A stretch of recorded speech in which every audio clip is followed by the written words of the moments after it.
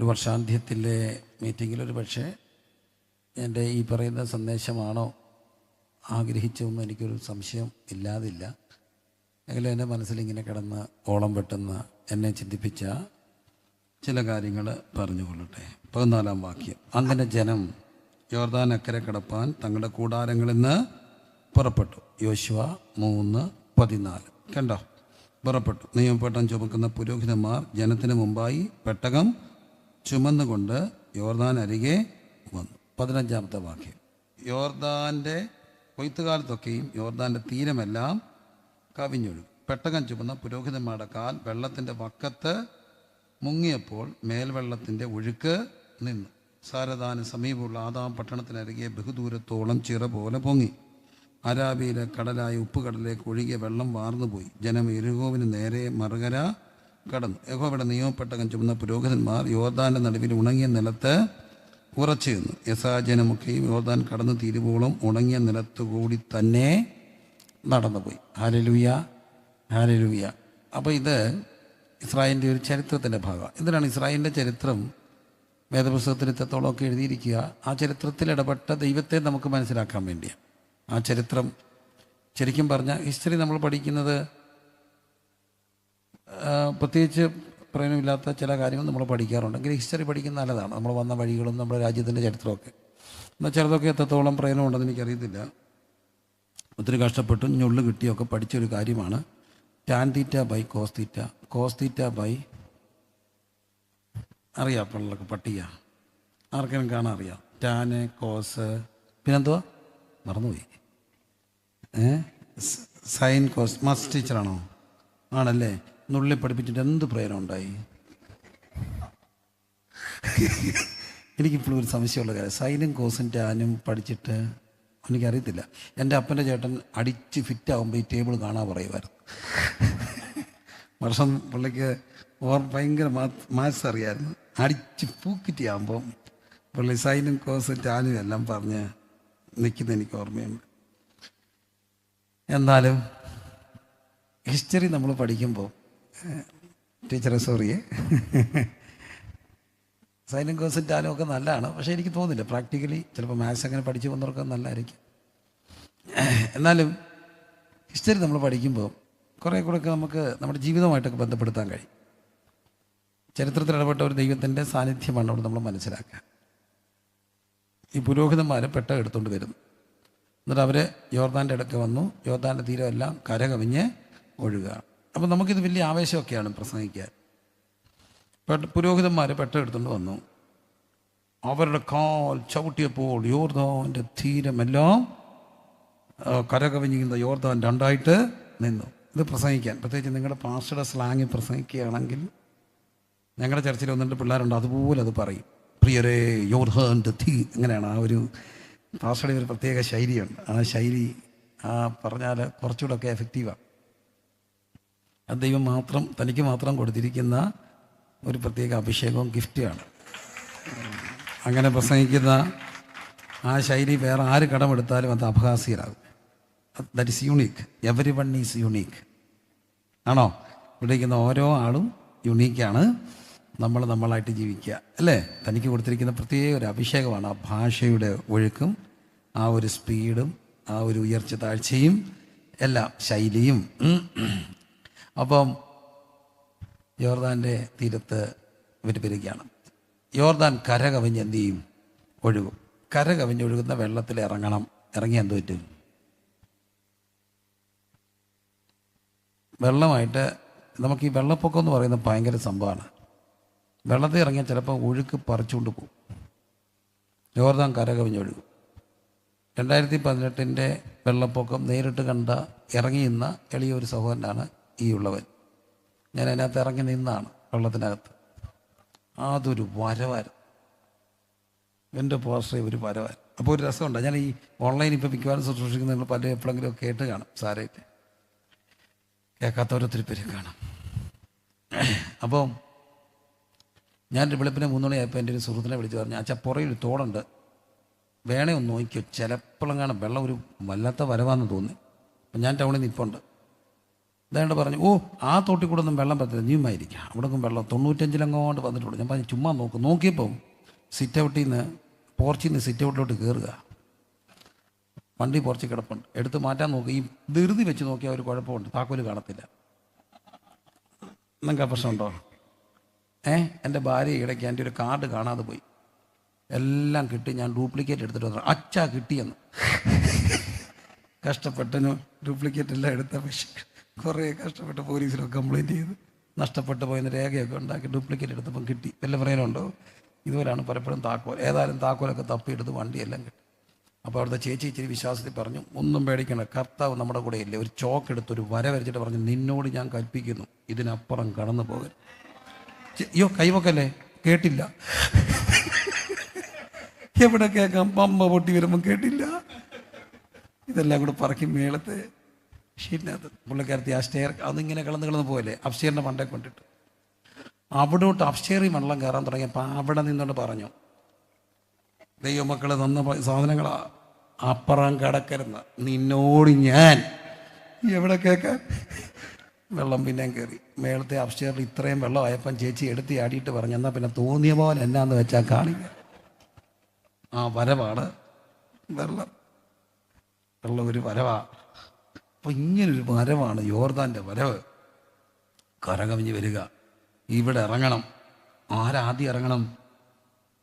പുരോഹിതനാദ്യം ഇറങ്ങണം. ഇറങ്ങുമ്പോൾ മാറിയില്ല എന്തോ ചെയ്യും? അഡ്രസ്സ് പോകുന്ന തന്നെയല്ല, ഒലിച്ചുകൊണ്ട് പോകും, പെട്ടെന്ന് കളയാനൊക്കെ പോകും. വെള്ളം ഞാനൊരുമാതിരി നീന്തുന്നവനാ, കൊച്ചിലെ തൊട്ട് പമ്പയുടെ ആറ്റി അക്കരെ ഇക്കരെ നീന്തി എന്നും പഠിച്ചവനാ. പക്ഷെ ആ വെള്ളത്തിൽ ഇറങ്ങിയപ്പോൾ ഞാൻ കൂച്ചിപ്പോയി. നീന്താൻ നോക്കിയപ്പോൾ എൻ്റെ കൂടെയുള്ള പിള്ളേർ പറഞ്ഞു, അച്ഛ ഇറങ്ങരുത്, പഴയ പോലല്ല, ഇത് വലിച്ച് കൊണ്ടുപോകുന്ന സാധനമാണ്, നമുക്ക് നീന്താനൊക്കത്തില്ല, നമ്മളെ ഐസ് പോലെ ആയിപ്പോൾ, നമുക്ക് മസിൽ കയറും. എൻ്റെ മസിൽ കയറി.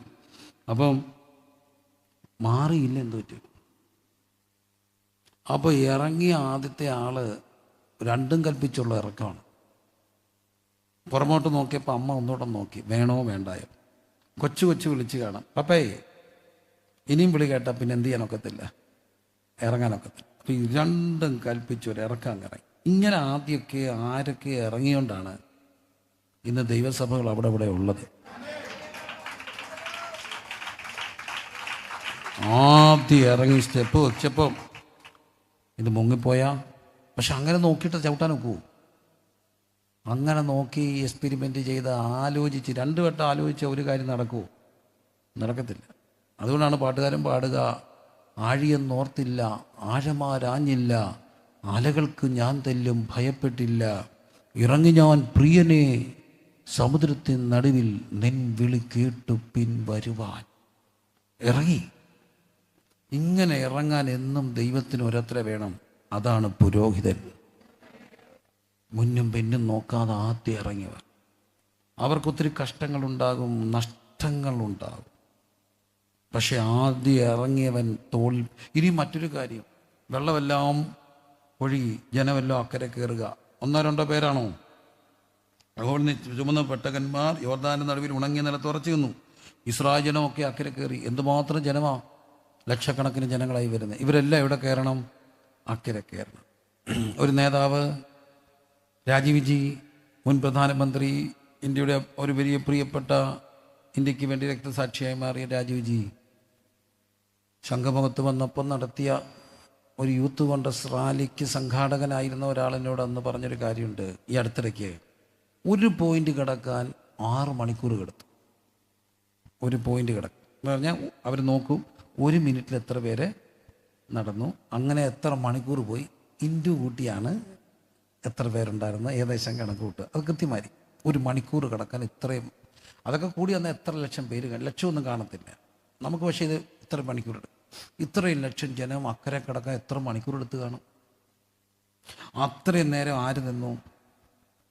പുരോഗതി നിന്നത്. നിങ്ങൾക്ക് എത്ര നേരം നിൽക്കാം? അരമണിക്കൂറാ ചേച്ചിയാ? അരമണിക്കൂറൊക്കെ വർഷിപ്പ് പോയാൽ വലിയും നിന്നോണ്ട്. പിന്നെ നമ്മൾ പറയും കുറേ നേരം ഇരുന്നോ, പാടാണ്.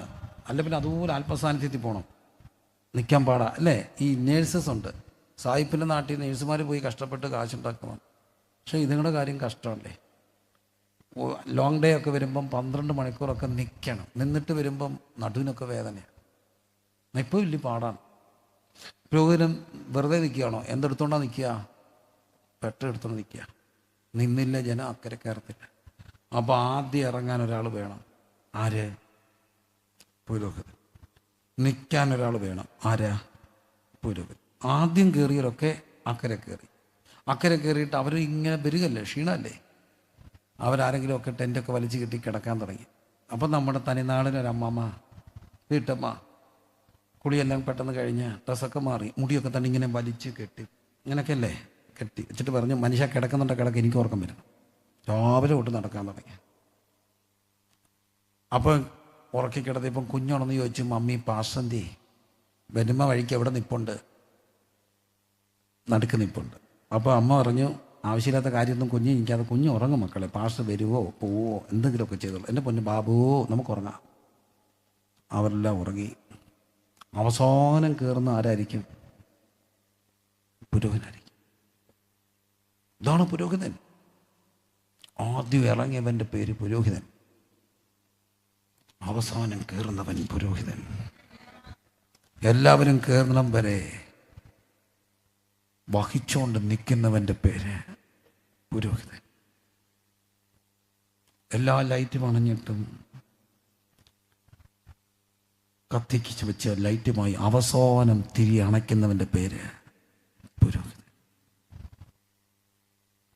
ഞാനത് കണ്ടു വളർന്ന ഇച്ചിരി ചെറിയൊരു കുഞ്ഞ് അഹങ്കാരം. അതിനെ നല്ലതായിട്ട് കണ്ടാൽ മതി, വാക്ക് തെറ്റാണെങ്കിൽ ക്ഷമിക്കുക. 30 വർഷം മിനിമം കണ്ടു. 10:30 പ്രാർത്ഥിക്കാനിരിക്കുന്ന ഒരപ്പനെ 1 മണി വരെ വയ്യാത്ത അമ്മയെ പിടിച്ച് അപ്പുറത്തിരുത്തും. അമ്മ കാലും നീട്ടിയിരുന്ന് ഉറങ്ങും. ഇടയ്ക്കിടയ്ക്ക് ഓരോ വീട്ടുകാരെ ഓർക്കും. ചെറിയൊരു കണ്ണീര് വരും. ചില രാത്രി വിളിക്കും, പിണങ്ങിക്കിടക്കുകയാണോ? ആത്മഹത്യ ചെയ്യാൻ കയറിട്ടവരെ രാത്രി വിളിക്കുന്നത് ഞാൻ കണ്ടിട്ടുണ്ട്. ആ സമയത്ത് നീണ്ട 30 വർഷങ്ങൾ പുരോഹിതൻ ആദ്യം ഇറങ്ങിയവൻ. ഞാൻ ബംഗാളിൽ കൂടെ പോവുകയാണ്. വെസ്റ്റ് ബംഗാളിൻ്റെ തേയിലത്തോട്ടങ്ങളിലൂടെ ഞങ്ങൾ ഇങ്ങനെ പോവുകയാണ്. ഞങ്ങൾ കുറേ ചെറുപ്പക്കാർ ഞങ്ങളുടെ സഭയുടെ യൂത്തിൻ്റെ ഭാഗമായിട്ട് പോയപ്പോൾ സന്തോഷം തോന്നി. ആ മലങ്കാടുകളിൽ തേയിലത്തോട്ടങ്ങളുടെ ഇടയ്ക്കൊക്കെ ചെറിയ ചെറിയ ടിൻ ഷീറ്റുകൾ അവിടെ എല്ലാം എഴുതി വെച്ചിട്ടുണ്ട്, new India church of God. എൻ്റെ കൂടെ ദൈവദാസൻ പറഞ്ഞു, ചിങ്ങമനത്തു നിന്നൊരു ദൈവദാസൻ ഇറങ്ങിയപ്പം ആരും ഓർത്തില്ല ഈ മനുഷ്യൻ ഇങ്ങനെ ഇമ്പാക്റ്റ് ചെയ്യുക. വെസ്റ്റ് ബംഗാളിലൊക്കെ ആദ്യം ചവിട്ടിയപ്പോൾ ആരും ഇല്ലായിരുന്നു. എവിടെയൊക്കെയോ ആദ്യം പോയി ആദ്യം ചവിട്ടിയ നമ്മുടെ ഒത്തിരി പിതാക്കന്മാരുണ്ട്. ഇന്നുമുണ്ട് ആദ്യം ചവിട്ടുന്നവർ. എൻ്റെ മുമ്പിലിരിക്കുന്ന പ്രിയപ്പെട്ട കുഞ്ഞുങ്ങളെ, ആയുസ് കിട്ടുകയാണെങ്കിൽ ആരും പോകാത്ത ഒരിടത്ത് ആയുസിൽ ഒരിക്കൽ പോയി ക്രിസ്തുവിന് വേണ്ടി ചവിട്ടി നിൽക്കണം. ഒക്കെങ്കിൽ ആ മണ്ണി ചെരുപ്പ് ഊരിയിട്ട്, ഷൂസാണെ ഊരിയിട്ട്, സോക്സ് ഊരിയിട്ട് ചവിട്ടണം. ആരും പോകാത്തൊരിടത്ത് ഈ ആയുസി ഒരിക്കലെങ്കിലും യേശുവിന് വേണ്ടി പോയി ചവിട്ടി നിൽക്കണം. അങ്ങനെ ആഗ്രഹിക്കുന്ന മക്കളൊക്കെ ഒന്ന് കൈവയ്ക്കുകയും. നിങ്ങൾ കാനഡയ്ക്ക് ഇമിഗ്രൻ്റ് ആകാൻ ഇഷ്ടപ്പെടുന്നുണ്ട്? ഗുഡ്. ഇഷ്ടമാണോ? ആണോ? താല്പര്യപ്പെടുകയാണോ? ശരിക്കും ചോദിച്ചാൽ അല്ല, ഓക്കെ. പുറകിരിക്കുന്ന ആണെങ്കിൽ ആണോ? നല്ല കാര്യമാണ്, ആയിക്കോട്ടെ. പക്ഷെ ഒരിക്കലെങ്കിലും എൻ്റെ ആയുസിൽ ഇന്ന് വരെ ആരും ചവിട്ടാത്തൊരിടത്ത് എൻ്റെ യേശുവിന് വേണ്ടി ചവിട്ടണം. അങ്ങനെ ആഗ്രഹിക്കുന്നവരൊന്നുകൂടെ കര ഉയർത്തിക്കേ. ഹൃദയത്തിൽ നിന്ന് കാര്യങ്ങൾ ഉയർന്നിരിക്കട്ടെ. നിങ്ങളുടെ കുഞ്ഞുങ്ങളെ അങ്ങനെ ഹൃദയത്തിൽ നിന്ന് കാര്യങ്ങൾ ഉയർന്നിരിക്കട്ടെ. നിങ്ങളുടെ കുഞ്ഞുങ്ങളെ അങ്ങനെയുള്ള ഒരിടത്ത് പോകാൻ അയക്കാൻ ഇഷ്ടപ്പെടുന്നവർ ആ കുഞ്ഞുങ്ങളെ ദൈവകരങ്ങളിൽ സമർപ്പിച്ച് ആരും ആയുസുണ്ടെങ്കിൽ, കർത്താവ് വരാൻ താമസിച്ചാൽ എനിക്ക് ആരും പോകാത്തിടത്ത് എൻ്റെ യേശുവിന് വേണ്ടി ചവിട്ടി നിൽക്കണം. അതിനെൻ്റെ ജീവിതം സമർപ്പിക്കുന്നു. ആഗ്രഹിക്കുന്നവർ എഴുന്നേറ്റ് തന്നെ കരങ്ങൾ ഉയർത്തി, ഇരുകരം ഉയർത്തിപ്പിടിച്ച് വേദോസ്തങ്ങൾ സൂക്ഷിച്ച് നിങ്ങളുടെ കസേരകളിൽ വെച്ച് ഇരുകരം ഉയർത്തി യേശുവിന് വേണ്ടി പോണ്ടേ. ഒപ്പം ഇങ്ങനെയൊരു കൂട്ടായ്മ ഇവിടെ എന്തുകൊണ്ടും ഉണ്ടായി. ഒരു മനുഷ്യൻ ആദ്യം ചവിട്ടി.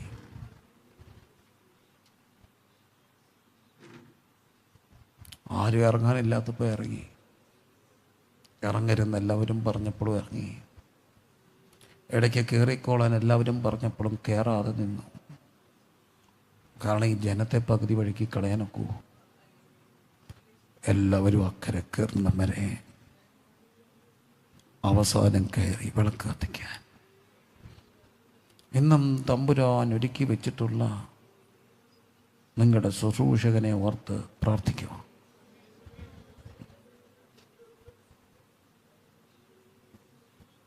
കുറവുകൾ എല്ലാവർക്കും ഉണ്ട്.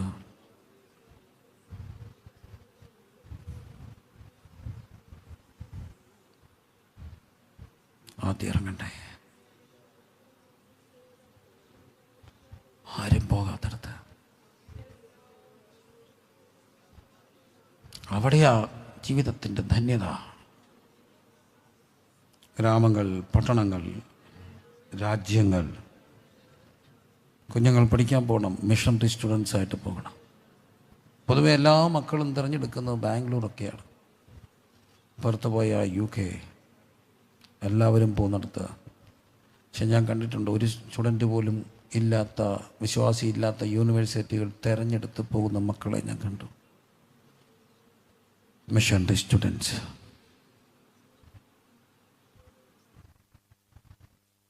ചൈനയിൽ പോയി കർത്താവിന് വേണ്ടി സഭകൾ സ്ഥാപിച്ച മക്കളെ കണ്ടു. Missionary students. ആഴിയെന്നോർത്തില്ല, ആഴമാരാഞ്ഞില്ല, അലകൾക്കു ഞാൻ തെല്ലും ഭയപ്പെട്ടില്ല. ഇറങ്ങി ഞാൻ പ്രിയനെ സമുദ്രത്തിൻ നടുവിൽ, നിൻ വിളി കേട്ടു പിൻവരുവാ. ഇറങ്ങി ഞാൻ പ്രിയനെ സമുദ്രത്തിൻ നടുവിൽ, നിൻ വിളി കേട്ടു പിൻവരുവാ. യാഹേ നീ എൻ ദൈവം, വാഴ്ത്തും ഞാൻ നിന്നെ. സ്തുത്യർഹമേ തവ നാമം. യാഹേ നീ എൻ ദൈവം, വാഴ്ത്തും ഞാൻ നിന്നെ. സ്തുത്യർഹമേ തവ നാമം. അങ്ങനെ ഒരു മിഷണറി സ്റ്റുഡൻ്റായിട്ട് പോകണം. ആരും ചവിട്ടാത്തടത്ത് പോയി ചവിട്ട് നിൽക്കണം. പ്രായമുള്ളവരെ ഐ ഓണർ യു. എങ്കിലും എൻ്റെ മനസ്സെപ്പോഴും മക്കളോടൊപ്പമാണ്. അങ്ങനെ പോകാൻ താല്പര്യമുള്ള മക്കൾ, ടീൻസ്, യൂത്ത്, കിഡ്സ്, ഒന്നുകൊണ്ടൊന്ന് കൈ ഉയർത്തിക്കേ. കുഞ്ഞുങ്ങൾ ശരിക്കും റിയലാണ്. നിങ്ങളുടെ ഒരു സ്ഥലത്തെ ദൈവം നിങ്ങളെ ഈ ദിവസങ്ങളിൽ കാണിക്കും. നിങ്ങൾ ആ സ്ഥലത്തിന് വേണ്ടി എഴുതി വെക്കണം. ആ സ്ഥലത്ത് പോകണം. ആ സ്ഥലത്തെപ്പറ്റി പഠിക്കണം. ഗൂഗിൾ കയറി സെർച്ച് ചെയ്യണം. അവിടേക്കുള്ള ഗൂഗിൾ മാപ്പ് എടുക്കണം. ആ സ്ഥലത്തിൻ്റെ പ്രിൻ്റ് എടുക്കണം. നിങ്ങളുടെ വേദപുസ്തകത്തിൽ വെക്കണം. എന്നിട്ട് പ്രാർത്ഥിക്കണം. യേശുവിൻ നാമത്തിൽ ഈ മക്കൾക്ക് വേണ്ടി പ്രാർത്ഥിക്കുന്നു. കർത്താവ് ഈ ദിവസങ്ങളിൽ ചില സ്ഥലങ്ങളുടെ ദർശനങ്ങൾ അവർക്ക് കൊടുക്കട്ടെ. ചില രാജ്യങ്ങൾ അവർ പോലും കേട്ടിട്ടില്ലാത്ത രാജ്യങ്ങളുടെയും ദ്വീപുകളുടെയും, പ്രത്യേകിച്ച് ചില ദ്വീപുകളിലേക്കുള്ള ഒരു നിയോഗത്തെ ദൈവം ഈ ദിവസങ്ങളിൽ ചില മക്കളുടെ ചില ദ്വീപുകൾ, നിങ്ങൾ ഒരിക്കലും നമ്മളീ പറഞ്ഞൊന്നും നമ്മളാരും കേട്ടിട്ടില്ല സ്ഥലങ്ങൾ. നമുക്ക് ചില രാജ്യങ്ങളുടെ പേര് കേട്ടാൽ ചിരി തോന്നും. പക്ഷെ ദൈവം ചിലരുടെ ദർശനത്തിലും സ്വപ്നത്തിലും ശബ്ദമായും ചില രാജ്യങ്ങളുടെ പേര് കേൾപ്പിക്കും. ആ രാജ്യങ്ങൾ നിങ്ങൾ പഠിക്കണം. നിങ്ങൾ മാപ്പ് എടുക്കണം, ഗൂഗിളിൽ സെർച്ച് ചെയ്യണം, അതിനെപ്പറ്റി ഡീറ്റെയിൽസ് എടുക്കണം, അതിൻ്റെ കൾച്ചർ മനസ്സിലാക്കണം, അതിൻ്റെ ഭാഷ മനസ്സിലാക്കണം. ദൈവസന്ധിയിൽ അതിൻ്റെ ഒരു മാപ്പെടുത്ത് ഫോട്ടോ എടുത്ത് വെച്ച് പ്രാർത്ഥിക്കണം, നിങ്ങൾ ബൈബിൾ വെച്ച്. അങ്ങനെ ദൈവം ചില ശബ്ദം കേൾപ്പിക്കും. ഇത് ദൈവാത്മാവ് ഞാൻ പറയുകയാണ്. ചില രാജ്യങ്ങളുടെ ശബ്ദം കേൾപ്പിക്കും. ദ്വീപുകളിലേക്കുള്ള ചില നിയോഗങ്ങളെ ചില മക്കളുടെ മേൽ കർത്താവ് ഈ ദിവസങ്ങളിൽ അയക്കും.